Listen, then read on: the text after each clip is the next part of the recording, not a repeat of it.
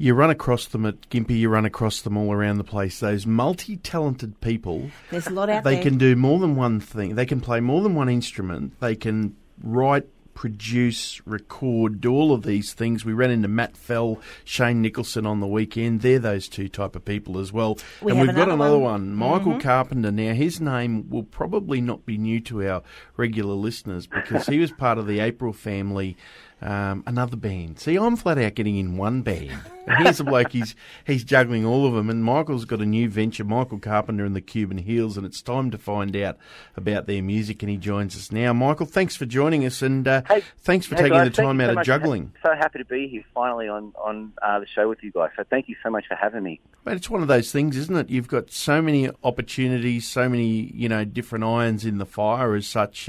You probably have to remember which one you're talking about at which time. Yeah, there is a bit of that. I think that's more a case of other people need me to remember which one I'm talking about. They're all pretty clear in my head, but it is one of those things that I know that certainly for the industry and certainly for some of the people who are going to be listening today, when there are people who are doing a bunch of stuff, it can get a bit confusing. But the only thing I can say to listeners out there is I'm just trying to have as much fun as I can with the abilities that I have, I'm being blessed with.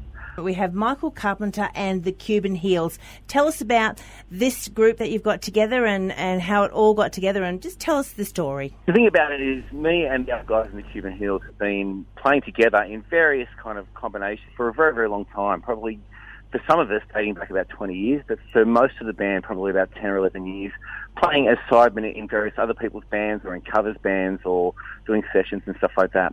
About 7 or 8 years ago, I've actually got a lot of records out there in the world as a solo artist, as a guitar pop, kind of power pop sort of artist. But I hadn't really been listening to a lot of those records for a while, and I'd been veering more over to the country sort of stuff and the alt country sort of stuff for quite a while. I didn't have really an outlet for that. I was making plenty of stuff here in the studio as a record producer, but didn't have my own outlet.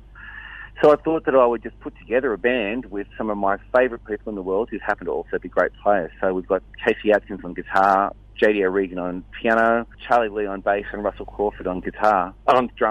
And we just got together about 8 years ago, and we just went into a studio with a bunch of songs that I'd written especially for us, and we just cut our first record pretty much live over 3 sessions. Mm-hmm. Then we recorded a couple of covers albums by request, so people kind of wrote in and asked us to just do covers. And then J.D. and her fiancé at the time moved up to Queensland for about 5 years, and so we just stopped.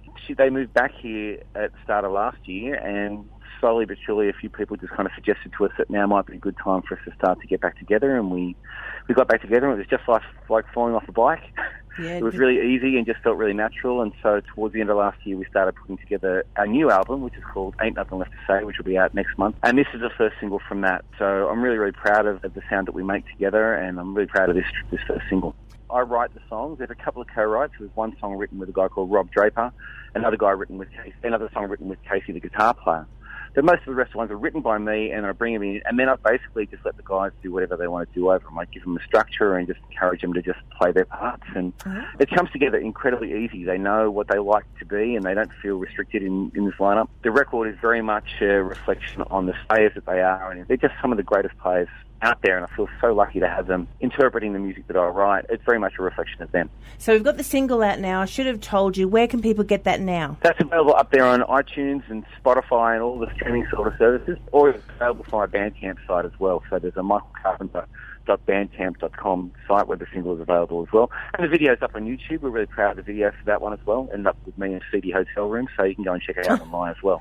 The seedy hotel room. There you go, folks. You want to see Michael Carpenter in a seedy hotel room? Get onto YouTube tonight. I was in the studio today with our good friend Alan Caswell, who was in here writing some songs with me today, and there may be an extra urgent emergency side project thing that might be coming out as early as next week that we're working on today. So I shouldn't really say. I shouldn't say too much, guys. I shouldn't say too much, except for maybe next week there might be something new that might be landing in your inbox. Week. Indeed. Look forward to it, and it's great to catch up. This is Michael Carpenter, and I should have told you. Thanks, guys.